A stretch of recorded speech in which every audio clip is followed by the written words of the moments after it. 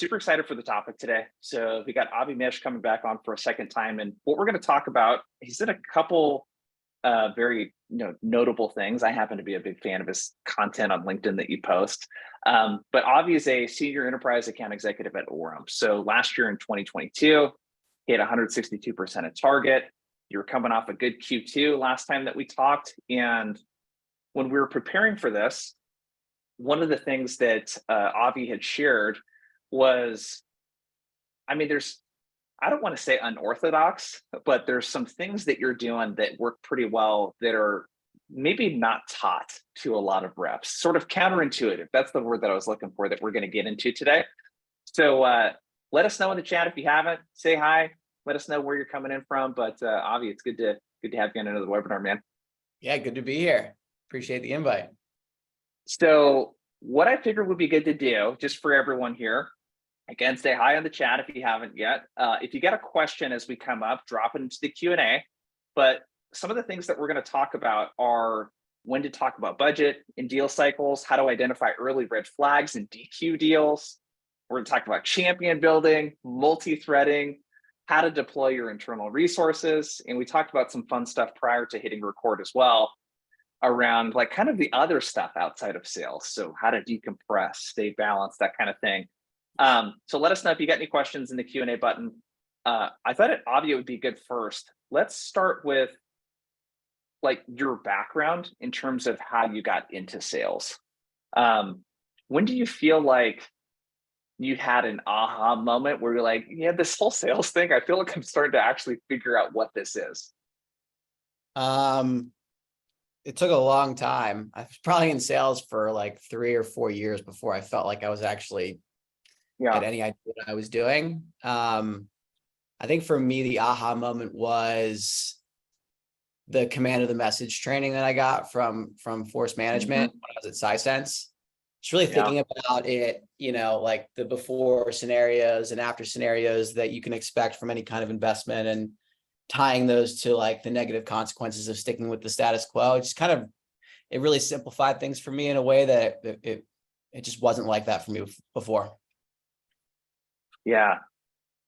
Is there, I think that what's pretty tough in B2B sales, I started in B2C. So my first job was going door-to-door selling house painting services, right? And when you're selling house painting services, you're dealing with a husband and a wife typically is who you're selling to. Like you get to interact with everyone that's going to be in charge of the purchasing decision.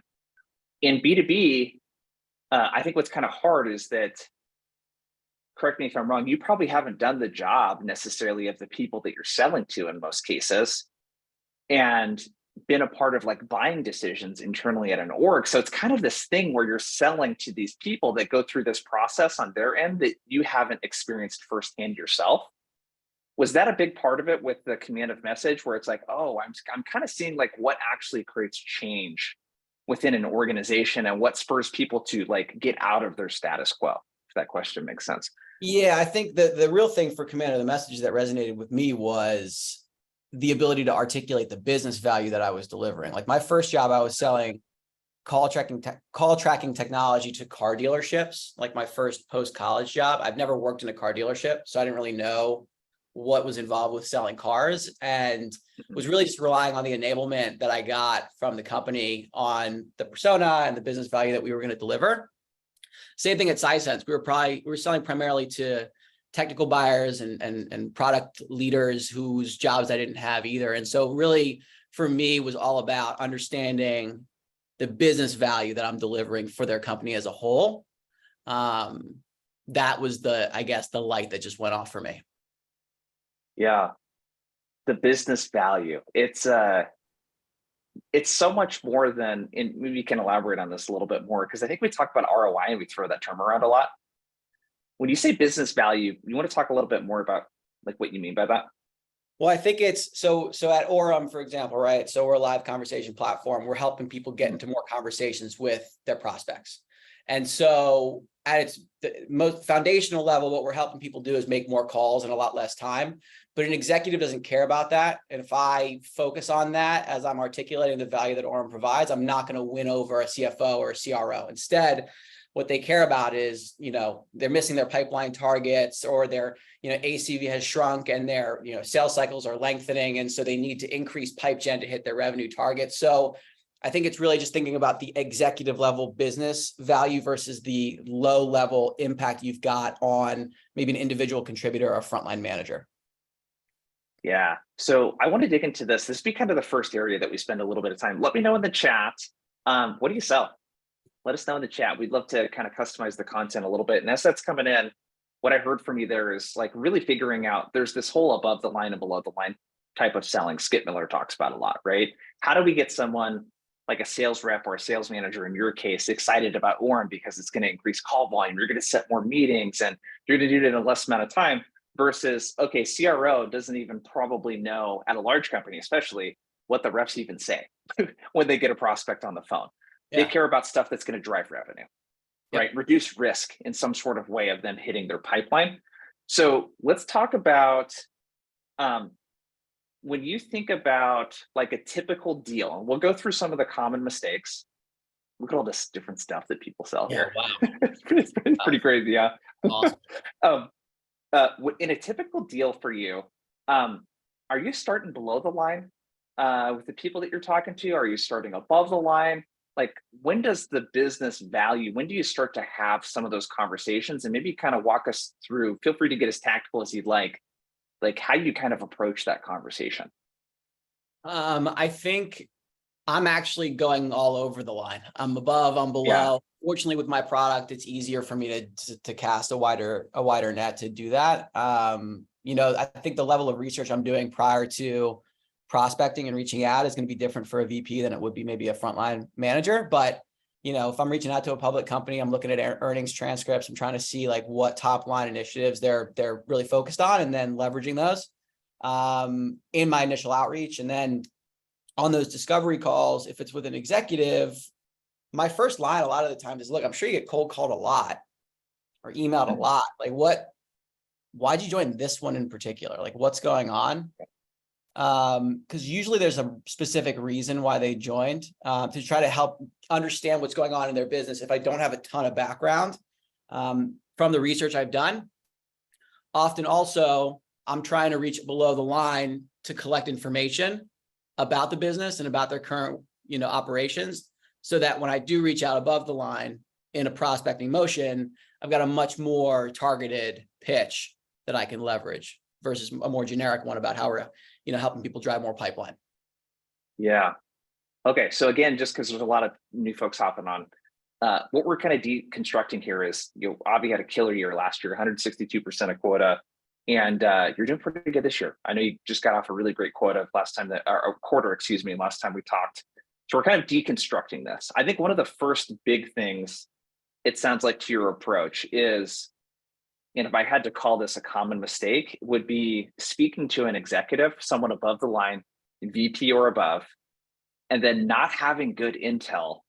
And you almost overdo the discovery, where you're asking all of these basic questions that a sales manager, in your case, on their team might be able to answer some research, and you basically waste this opportunity. Can you tell us a little bit more about this approach of like this intel gathering approach and sort of what that plays into your sales approach and your success? I try to build decks actually with my champion or coach prior to meeting with the executives that are talking about, the specific challenges with the before, scenario and the goals they're trying to achieve after the fact. And then the first thing I'm really trying to do is confirm if I got this right or wrong. I usually frame it in a no-oriented way. Did I get this wrong? And if the executive says no, it's like, so that I'm trying to understand specifically how they are, what how they're thinking about solving these problems. And trying to understand what the impact could be if they do address these problems with something like Orum or Sisense or anybody else. So Olivier in the chat was asking, hey, interesting to understand how you get enterprise operators to give you info. Here often get blocked because they don't want to give sensitive info. Do you have some tactical things that you could share around, hey, if you decide to pick up the phone and call someone at the IC, the individual contributor or manager level, to do some intel gathering, how does that approach work? What's maybe some of the language that you use? Like, how do you get these people willing to open up and share information so that when you do approach that executive, you have some good intel? So one is a mindset thing. So for me, I know that, half the time I'm gonna get hung up on or shut down if I'm cold calling and asking an IC for information. So it's just accepting the fact that just because one person isn't going to give me information doesn't mean the next person won't, right? So just keep going and keep trying to get that information.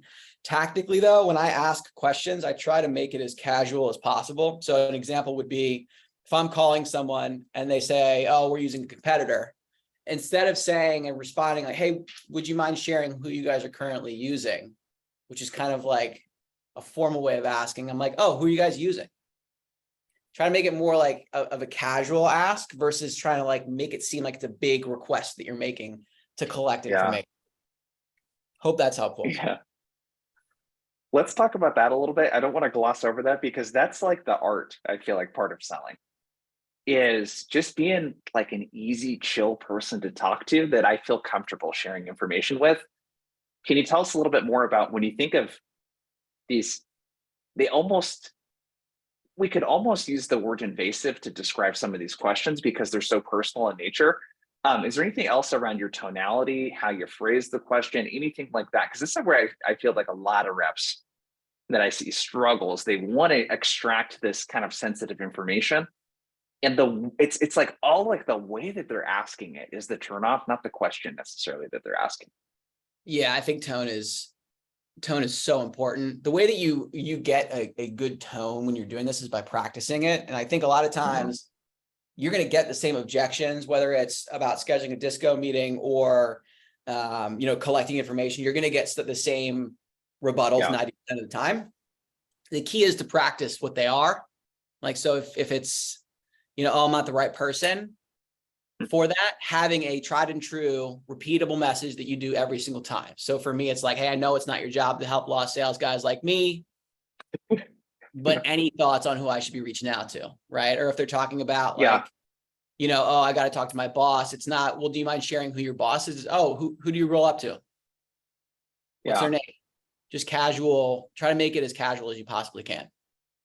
Because that you're lowering their guard, right? You're lowering their guard. The more formal and awkward it feels, the more likely it is their guard's going to go up and they're not going to want to share anything because they don't know who you are.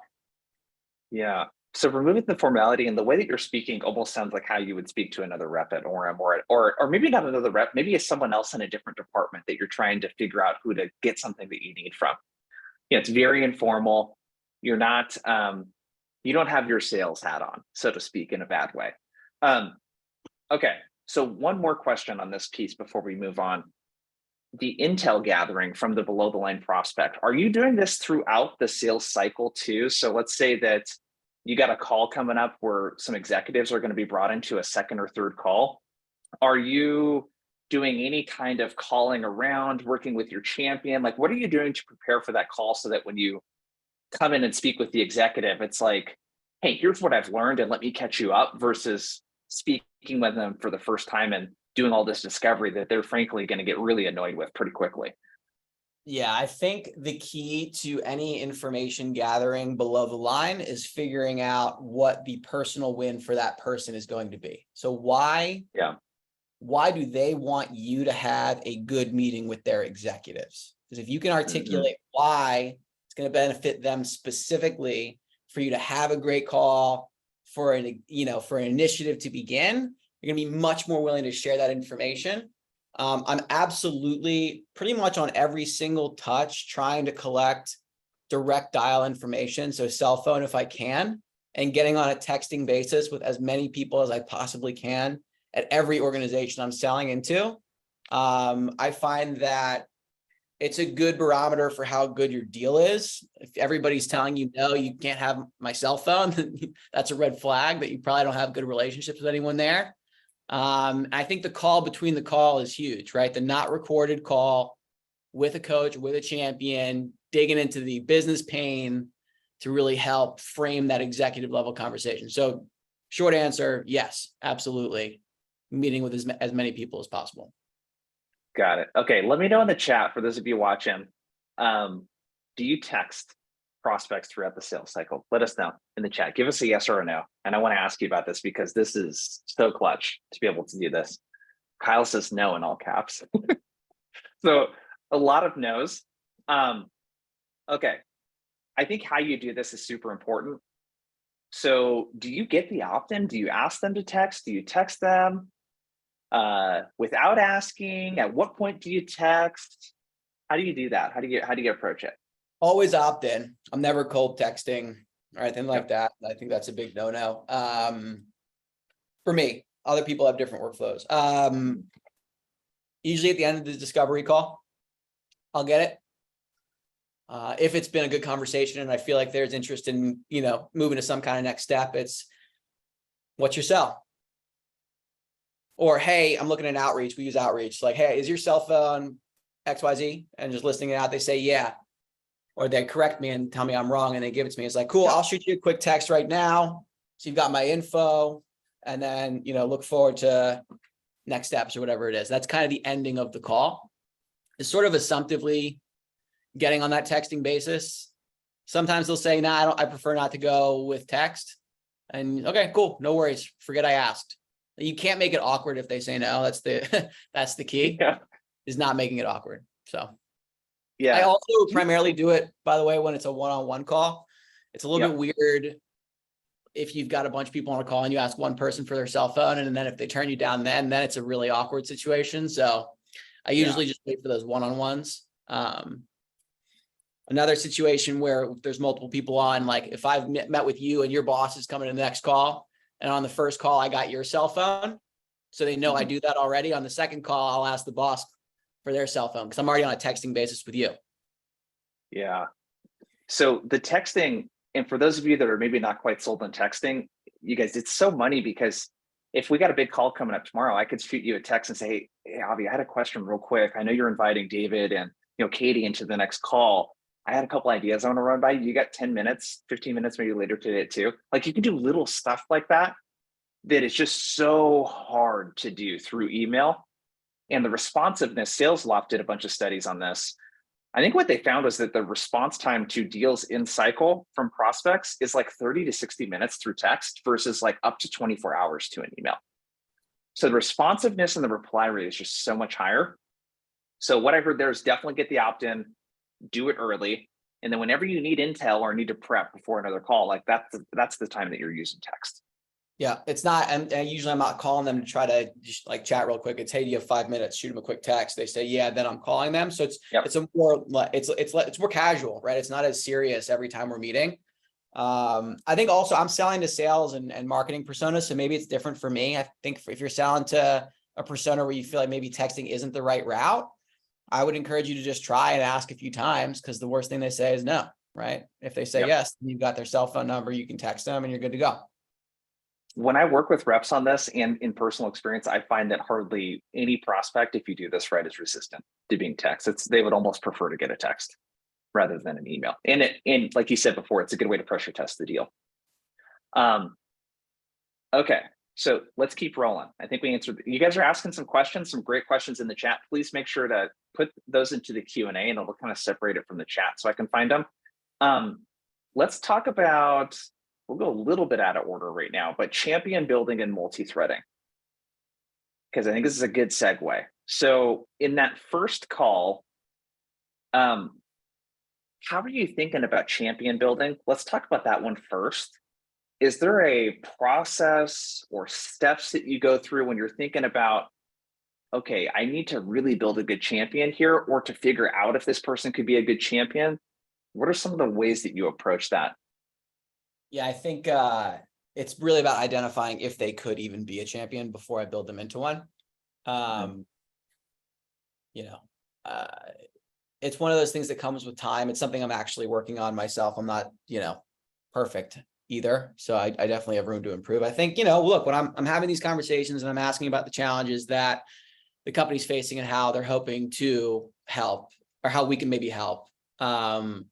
I mentioned before, like below the line is, calling, time spent calling, stuff like that. Whereas above the line is pipeline, revenue, customer acquisition costs, things of that nature. So I asked them about the challenges and they describe call volume.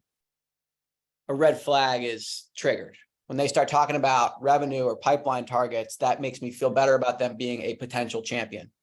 If they're going down the route of maybe this person isn't a champion. Then I'm asking them about revenue goals, pipeline goals. If they don't know, that's a red flag. At which point it's identifying like what the personal win is for that person and why it behooves them to introduce me to their boss, who could be the champion. That person may not even be the champion above them, right? So it goes from uncovering that they're not the champion to figuring out a way to sell this as their personal win. Why does it make sense, Jason, for you to loop in your boss on the next call? Yeah. Okay. I'm going to write some of this stuff down for everyone. Okay. So this would be like mistake number 3. And here's what we have so far for everyone. Mistake number 3 is the inability to identify a good champion and also identify their personal win, right? So let's talk about, do you guys use Medic? Yeah. Or anything like that? So can you talk about what's the difference between a coach and a champion? Because I think there's a massive confusion between like what a champion actually is. And you started alluding to some of this, but in your mind, what's the difference between a champion versus someone that can just provide helpful intel to you? I think it's really their level of influence at its core. In both situations, like a coach and a champion, they both are advocating for your product. The champion is the one that can actually move the needle with the person that is signing the check. And to really simplify it, right? It's funny. Yep. I was out to dinner with the sales team, and we have a product that we're piloting that I really want, and I was positioning it to our VP. Hey, we should really get this product. And he turns to one of the other directors and starts asking their opinion. And it was in that moment that I realized I was a coach, not a champion for this deal. So that was, it's so meta. Yeah, that was a learning moment for me. But no, I think seriously though, the real difference is that champion can actually get it done within the organization and has a direct line to the person that's signing, hopefully is the person that's signing. Okay, so Ashley Black asked a couple good questions that we can get to. You sort of answered the first one. How do you build your champion? How are you thinking about this from a rapport standpoint, if at all? If that even is part of the champion building conversation at all? How do you build like the actual relationship, I guess, where they feel like, okay, Avi's on my side? You mentioned the personal win, and feel free, I don't know if there's specific questions that you ask or things that you say, but how do you get the person to really feel like, hey, I'm on your side? And how do you get them comfortable? It takes time, both in the relationship with the individual as well as in the role. What I mean by that is I'm not going to have a ton of rapport with the person after the first discovery call, but it's after a few of those text exchanges, maybe a couple ad hoc meetings that we've had a chance to just chat about things, just life in general, not necessarily the deal in and of itself, that you begin to build more of a relationship. But when I talk about time in the role, you need to come off as an expert. Like if your coach or your champion is going to introduce you to the next person up, they need to feel confident you're not going to embarrass them. And the way that they feel confident you're not going to embarrass them is if you express a serious level of business acumen, understanding of what their challenges are and how you're going to really help them. I think those are 2 really critical elements for building that rapport and getting access to the real DMs. Yeah. So let's then kind of segue this into multi-threading, because these really go hand in hand. I think you mentioned something really important I don't want to gloss over. Like if someone's reluctant to introduce you to power, it's usually for a couple of reasons, right? One could be because they don't have a lot of influence, right? Another, from what I heard for you though, is, they may not be confident that, inviting these folks into the next conversation is going to be a good use of their time, whether because they don't trust you, lack of business acumen might make them look bad, whatever it might be. So let's talk about multi-threading. How are you approaching and thinking about multi-threading? And I know there's a lot of different situations that can come up and there's a lot of nuance to it, but how are you thinking about that? What does good look like? I think I definitely am trying to loop in my leadership on my side and have them try to create some kind of relationship with leadership on the other side. In an ideal world, I'm getting the intros, we're doing the exec alignment, everyone's on the same page and pushing forward to a goal. A lot of other times I don't have that buy-in from the coach, because that's what they are, to actually loop in other people. And I'm ghostwriting an email for my VP and having them send it over just kind of as an introductory, reaching out basically to say hello and share that we're working on a project together, to kind of put a face to the name, right? Or a name to the inbox. Chris Orlob does a really good job talking about access to power and how you can set social contracts with coaches and champions about your intentions and ways to frame, the objections that you get to access to higher up folks. He does a really good training on YouTube. I think it is definitely like that. So, okay. So in that first call, are you doing anything prior to that first call from a multi-threading standpoint? Are you looking at, hey, I'm going to be meeting with Avi. Looks like his CRO is so-and-so, VP of sales. I know I'm going to need to get looped in. Are you doing any of that kind of research in advance of that first call so that you kind of know who to ask for or who to recommend that they loop in? Definitely. Looking at the call, Yep. like looking at LinkedIn and seeing who's who in the zoo. And I'm not having my exec reach out or VP or anybody reach out to any of their execs prior to a discovery call. But it's good to try to map out the organization as best you can, so that when you are proposing next steps, you're not saying, hey, why don't we get on a call with your boss? It's like, let's get a call on with Jason. We can talk about this as well. It just, it makes it, I think it's just stronger. It's a stronger way to ask. Yeah. Let me know in the chat. And again, the reason I ask this is I find that a lot of people don't do this, but let us know in the chat, yes or no. Do you do stakeholder research prior to that first call so that you can then suggest specific people by name during that first sales call? Let us know in the chat, yes or no. What I do sometimes, just fun also, is if it's a really big opportunity and it's not a normal one, it's a larger scale opportunity, I'll go on LinkedIn and get pictures of the execs and put them on a slide with all the names.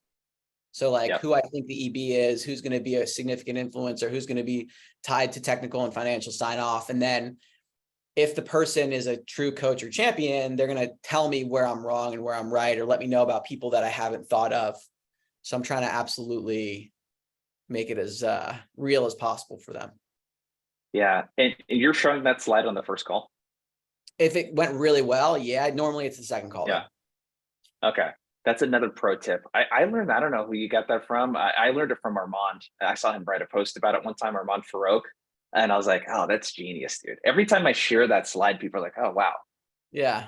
I don't think it was Armand for me, but I can't remember who it was. But it wasn't my idea. I just stole it from somebody. So. Okay. So research in advance who you think the stakeholders are going to be so you can ask by name. If you're not doing that, that's a huge pro tip.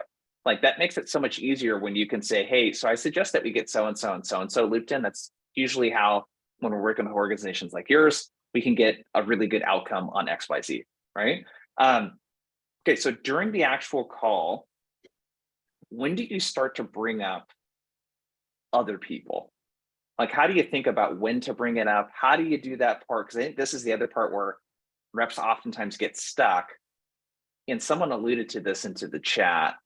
It was Mike Morrill said, what do you do when your champion wants everything to go through them? Do you still multi-thread? Whether that person's a champion or not is kind of a different part of that. But how do you think about multi-threading during that actual first call? When do you bring it up? How do you bring it up? That kind of thing. I think the basic requirement is that they're excited about the opportunity, the prospect. If they don't really care about it, I'm not asking to multi-thread and gain access to other people. I don't know if that needed to be said, but I just want to clarify that. So I'm waiting for some kind of feedback that this is a significant improvement upon their current workflows that would drive a significant business outcome for them. Once I have that understanding, I'm not necessarily asking for them to loop in their boss because I don't think they can get the job done. It's like, hey, look, I've run this cycle a bunch of times. Based on my experience, it feels like somebody like XYZ are going to need to be involved in order to move this to the next step so you can get the outcome that you're looking for, increase pipeline, whatever it's going to be. Would you be opposed to, get on a call with them? Can we put some time on maybe tomorrow or Thursday? And to Mike's question, yeah, if everything needs to go through them, it doesn't feel like a champion to me. It feels like somebody that's probably trying to kind of keep you blocked and, contained. And typically what I'll do is just call around, because the deal's probably not going very far if they're keeping you in their own little bubble. Unless it's the Yeah, I CEO, mean, right? Then it's a different story. But if they're a yeah. frontline manager and they're doing that, then it's probably not going very far. Oh, it's so annoying too. Because you think about how decisions are made at companies when they buy large purchases. I mean, it's never a single person that makes that purchasing decision, you know? Nope. So there's a small detail there that you mentioned. Again, I want to make sure it doesn't get glossed over by the people watching. I think another version of this that I really like too is doing it through a customer story, where it's like, hey, Avi, we've had some really great outcomes from our training. You're talking about self-sourcing AEs, like getting AEs to self-source when we've worked with companies like Gong and Zoom and a few others. Do you mind if I share how we're able to get a really good outcome from the training? Everyone says yes every single time. And to kind of walk them through, hey, well, it's really important that we get so-and-so involved because they're going to have this unique perspective. And then we're going to need to get enablement and we need to do this and yada, yada, yada. Are those people X, Y, Z? And you just go through the people and it's like, you're selling them on the outcome of the solution versus trying to sell them on getting other people involved so you can close the deal faster. So you get them to almost kind of look past the sale. And I see you nodding a bunch. Is that sort of the thinking here? Is like, we're multi-threading because this helps de-risk like the outcome that you're going to get from the software if you choose to purchase it. Because McKinsey's got a stat, I think it's like 71% of change management initiatives fail. So like most implementations don't go well with software. So is my thinking kind of right there? Couldn't have said it better myself. Yeah. I mean, I think it's really about framing every ask for increased access in the way that benefits the prospect, not you. It's not about closing my deal faster. It's about getting you this software that's going to help you achieve the outcome you need to achieve so you can get promoted, so you can hit accelerators, whatever it is. Like, what's their personal win and why does looping in more people assist or aid in that personal win? It's all that matters. Love it. Okay, so let's keep moving. So far we got 4 mistakes to avoid here. Dropped them into the chat. I want to talk about bad deals. So one of the things that you talked about that I'm really big on too is, not like spending too much time on bad deals and not having like a really good way to identify early red flags so that you can DQ bad deals early. How do you think about this? Well, my favorite quote is one I stole from John Barrett at SciSense, one of my old directors, is that there's 2 winners in every deal. There's the rep that wins and the rep that gets out first. And so I'm always trying to disqualify a deal if I can. I think a lot of people hold on to their bad deals because they don't have enough pipeline and they're scared to get rid of a deal.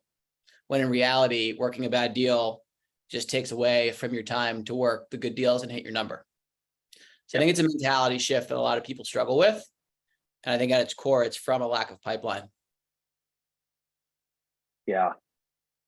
It's like a fat pipeline cures all. Like it even comes out in your tonality when you're selling too, when you're less desperate.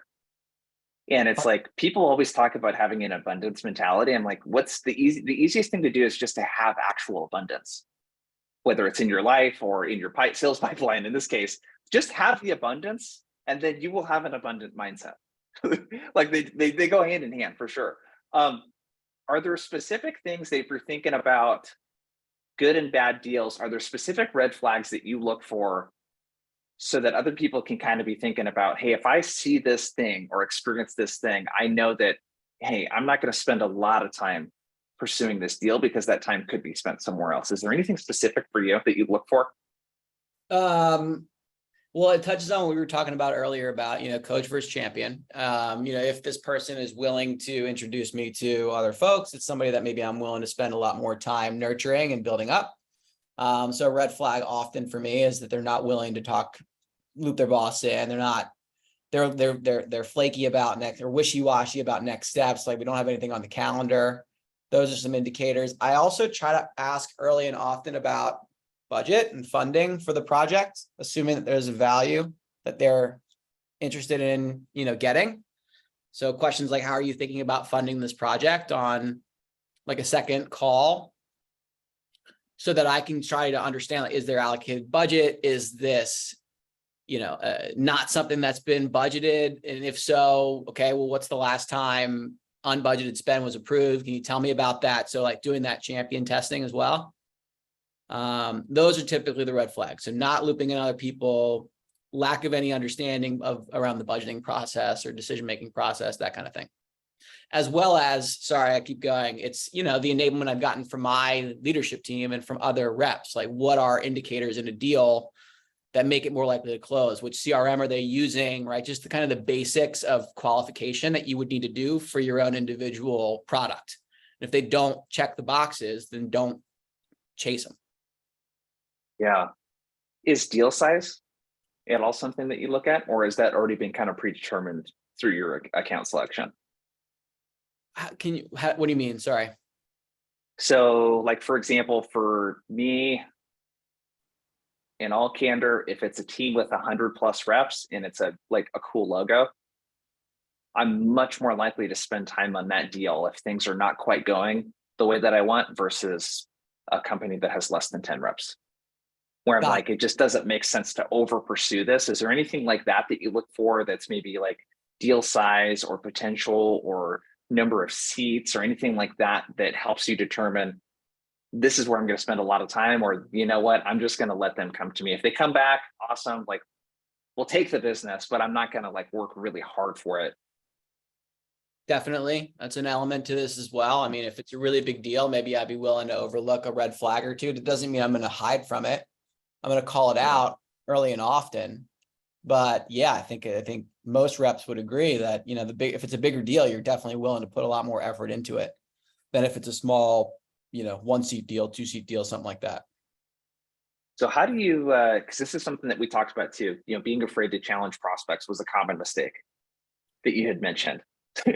So how do you talk about these red flags? Like, how do you bring it up? All of that kind of stuff. Well, I think, so one example of a red flag is when people tell me, and this is for my particular sale, why don't we do a pilot and we'll use that to build a business case and use that to get the budget.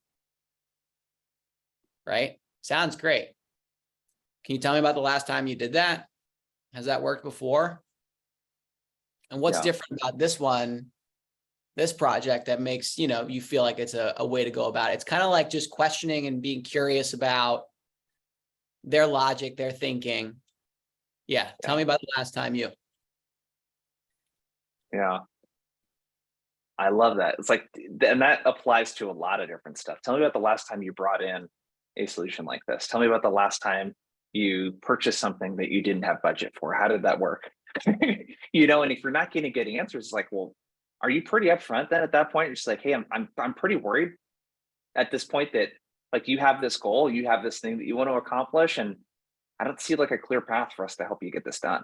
Like, are you pretty direct about it?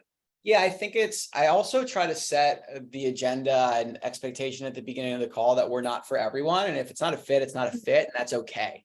Like, I won't be offended. I don't want to waste their time. I don't want to waste my time, my team's time. So it's setting that expectation and understanding at the beginning of the call that, yes, I'm in sales, but you can tell me no, and that's going to be okay. Right. And so at the end, it's, look, based on if I'm reading the room right, it just doesn't feel like this is a project that's worth exploring right now. Am I misreading? Is that wrong? Is that crazy? They'll either say, no, that's not crazy, I think it's not a fit right now, or they'll overcome that and they'll tell me why it's actually something that they need, and they'll actually start selling for me, selling themselves on it. So it's like kind of being willing to pull away actually is a very strong sales tactic in a lot of situations. Yeah, this is another huge pro tip, dude. Have you always been able to do that, or was that at some point something that was uncomfortable for you to like call out the elephant in the room? Because it's you're being very, maybe this is because you're from the East Coast too, dude. I love this about East Coasters, dude. They're so direct. Have you always been able to do that though in sales, or is that something you had to practice? Like, I'm asking that because this is something that it can be pretty tough, for a lot of people. Definitely have not always been like this at all. My first, few years in sales, I would call the same people over and over and over and over again, even though they weren't a good fit, because I was scared to reach out to new people. I was scared to tell them no, that they weren't a fit. Like, I didn't have the abundance mentality. I was a hustler for sure. I worked hard. I made a lot of calls, but they weren't calls to the right people. I wasn't allocating my time well, really at all. And I think, again, once you realize that time spent on bad deals is wasted time, and you're actually cutting into your ability to earn, once that happens, then you really start feeling less, I guess, anxiety around pushing back and pulling out of deals, because there's more in your, patch somewhere. Yeah. Yeah, that's such a big thing. It's like you only have so much time in a week. And I think the mental energy and the mental drain of working bad deals is like, if you spent 2 hours a week, let's say, working bad deals, that drains more than 2 hours of energy. Like, it really depletes you from showing up where it really matters, and being able to say no, I think, is a big thing. Also, too, Okay. not to derail your train of thought, but if you close a bad deal, they become a bad customer, and then they become like a drain on resources too. So it's very, very important not to chase bad deals, or foul balls, as we call it in Orum. Only chase the ones that are in play. Yeah, no, totally, man. Okay. Michael Flynn asked a question. He said, I sell a highly technical product. The biggest objection I hear is we have this covered in-house with our own team of data scientists. How would you overcome this objection? He said, for your tool, Orum, the objection may be framed as, oh, we're good. We do all of our dialing and sales loft. We're fine. Or a competitor objection. How do you think about that? And maybe if you could kind of preface that with, do you fish for that objection? Are you asking like other options that they might be looking into? Like, how do you think about this objection? Yeah, that's exactly what I was going to say, is if you're making cold calls or sending emails out, and more than 80% of the time they're doing something in-house, you lead with that. Hey, look, I'm sure you're already doing something in-house for this. You probably have a bunch of people that are, that are on top of this already. The reason why I was reaching out, and then you explain your value prop, but also include a story, a customer story, somebody that did it all internally with their own data scientists, but then shifted to that buy model, build versus buy, right? They shift to that buy model, and what was the impact that it had for them. Again, you're not for everybody. So there's going to be some people that they do it all in-house. They've always done it in-house. It's just the way it's going to be, right? But I think if you lead with that, kind of like Eminem does in 8 Mile, right? Lead with all the things they could say. Yeah. They don't have anything else to say negatively to get out of it. Yeah. There you go, Michael. It's a great answer. So that would be another mistake, is not fishing for objections early. Like, just calling out the elephant in the room. You know that if someone is looking into you, they're probably looking into someone else, or they're thinking about doing it themselves. So ask them about it. Get them talking about it. Do it early. Because the last thing, this used to happen to me early in my sales career, where it's like you figure out someone's looking into someone else, like at the very end of the sales cycle, when it's like too late. And there's already this narrative they've built internally around it that you just didn't get to shape at all. Okay. Ayad, probably mispronouncing his name, but he or she asked, how do you eliminate no-shows, especially if you have members of the team / boss invited to the call? So another thing I would add to that is, I notice there's like all kinds of little stuff with group calls. Like, when someone shows up late, you start early. If the boss doesn't show, what do you do? If your champion just, doesn't show up for whatever reason, like, what kind of situations do you come across in group calls? And also any general advice on how to run really good group calls, I think is good. So I think there's 3 things there. It's like, how do you run a group call? How do you avoid no-shows? And what do you do if the person that you want to be there isn't there, right? So how do you avoid no-shows? I think it's by getting an upfront verbal contract. So if I'm on a cold call and somebody tells me, that they're willing to book a meeting, it's like, all right, I'm going to send an invite. You promise you're going to accept it. Okay, cool. So I'll see you then. See you that day, Thursday at 2:00. You promise you'll be there? Yeah, I'll be there. No problem. Great. So get them to tell you that they're going to be there. Follow up all the time if they haven't accepted the calendar invite. to make sure that it's on their calendar, they're ready to go. So that's how I typically avoid no-shows. When my champion or the EB or the DM, whatever acronym you want to use, if they're not on the call yet and there's somebody else that I haven't met yet, absolutely rapport building. What do you know about what we're talking about today? How does this impact you specifically? That kind of thing, to try to unearth anything you can from them and build another relationship. Take advantage of that time. Sometimes it's good when I'm on and my champion's not there yet. Someone new has jumped in. They're the first one on the Zoom. I'm accepting them. I'm letting my champion sit in the waiting room for a couple of minutes while I can keep figuring stuff out, and then letting the champion in, right? So I definitely am trying to do that. And then with group calls in general, I like to call on people specifically. Yep. So if I've got 5 people in the room, first off, I'm hopefully meeting with my champion in an ad hoc call or texting about who's who, what do they care about. So I'm kind of prepped in that, preparing questions for each of them, and then asking them specifically, right? Like what you don't want is for somebody just to be eating lunch and not really paying attention, and they're just there so they don't get fined, right? Like, so when you ask them questions in particular, nobody else wants to get caught, flat-footed. And so then everybody starts paying attention when you start calling individuals out. You know what I mean? That's something I do. Thanks, Pamela. There's almost like a power dynamic that gets leveled, because a lot of times as reps, we put ourselves in a position where we're lower on the power dynamic, and it's things that we do. We come in and we're not educated on the prospect, we're timid, whatever it might be. When you do stuff like that, it almost like does more than level the power dynamic, and almost like puts you in a place of power in the call where you're driving the call. Yeah. Just like I would when I'm running a training call with a big group of reps. Like, hey, I'm the person in charge here, and it's not an egotistical thing. It's just like, hey, that's how this call is going to go. I'm going to invite you to participate. We're going to have a good time together, but like, I'm going to come with the structure and drive this call and allow for participation. So the calling on people, that's a really fun one. Okay, I got another question for you. Okay. So Ashwin says, how do you deal with accounts with reasonable install but are not engaged despite multiple reach outs? And if I had to rephrase that, I think what he's kind of asking for is, what happens when a deal loses momentum, or when they kind of go dark and for whatever reason you weren't able to schedule another call, or maybe they had to cancel the call? How do you re-engage stalled deals? You pull away. Hey, I feel like this isn't a priority, which is totally fine. Am I misreading?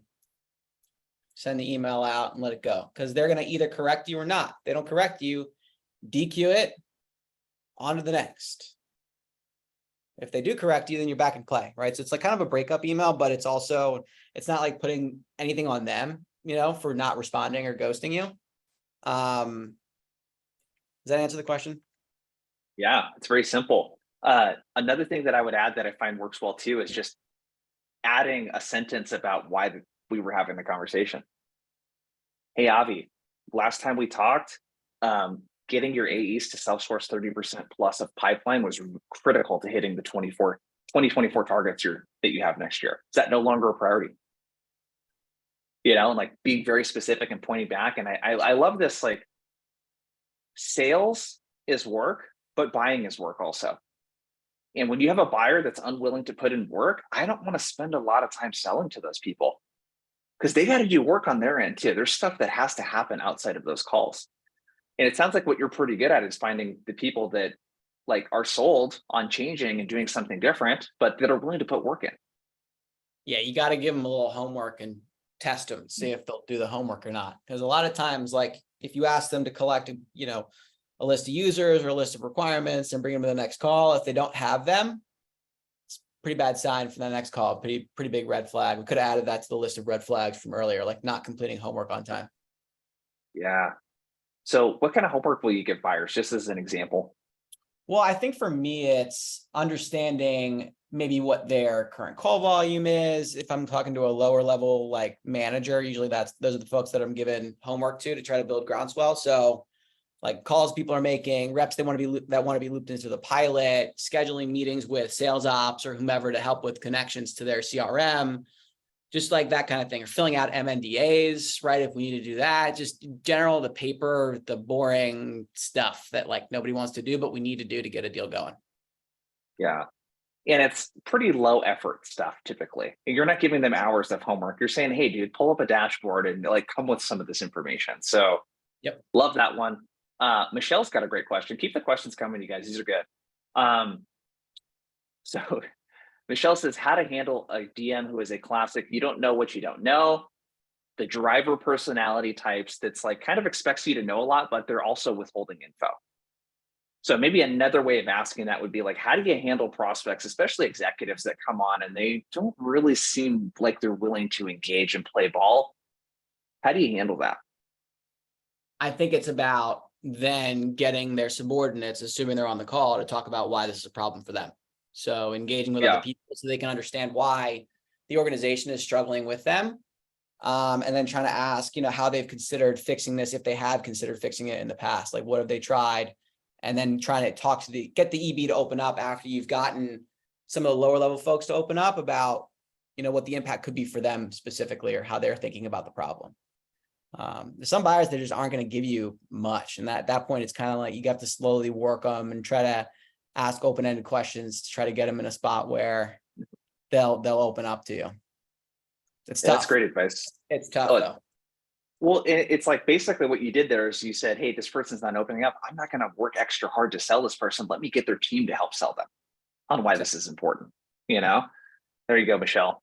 You could also, before you ask the EB the question, put a disclaimer in the front of the question about why you're asking it, referencing a customer, like just creating some kind of relevance for why you're asking them that question, some reasoning behind it, and then ask the question. And then they're more likely to answer the question or acquiesce to your request, basically. Yeah. Can you give an example of that? Because I think it's a great technique. Well, it's like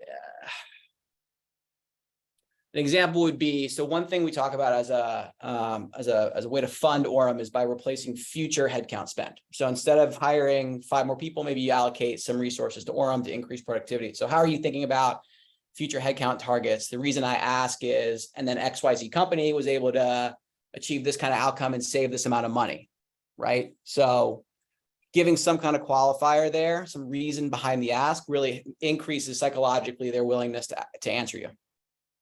Yeah. So I'm going to put this into the chat. Like, another pro tip that you dropped there, man, is like packing insights and customer stories into your questions. Totally.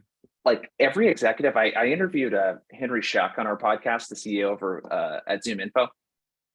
And I asked him, I was like, hey, when you hop on a sales call, like when someone's selling something to Zoom Info, and it's such a big thing that they're selling that you get engaged in that deal. I was like, what do you want to get on those calls? He's like, I want to know what my best in class peers, if they're using their tool, like what they're doing. I want insights. That's what he wants. I want to know that someone that I respect is using your software or your solution. And I want to know like what they're doing, what's insightful, what's something I can bring back to my team. And that's essentially what you're doing in those questions. It gives a reason to every question. Love that, dude. So let's, we got a couple more minutes. Let's just take a couple more questions. If you guys got a question, we'll try to get to as many as we can in the Q&A. Loving the engagement so far. Okay, Ashley Black. Ashley's been super engaged today. She asked, how do you handle change management objections, fears, holdups? So one thing I could imagine with Orum is they maybe haven't spent money on a dialer before, and they have sales engagement tools. And they're like, well, why do we need an extra thing? We're already spending all of this money on this data, these tools and all that kind of stuff. But how do you handle objections from people that they're just kind of worried about bringing new stuff in? It's status quo, biggest competitor, right? Like doing what you're going to keep doing. And that's something that you really have to overcome. I think it's all about selling the future state of where they will go if they undergo this change. And also, depending on your resources that you've got at your company, explaining to them what the post-sale process looks like and how you're going to assist them with that change. I don't know what specifically you're selling, Ashley, but I think it's really about making them feel like you're not just throwing the keys over the wall and saying good luck. You're going to help them instill that change. If you're doing a proof of concept or a proof of value, it's a great way also to help reduce that risk about people not actually using the tool and not adapting to the change.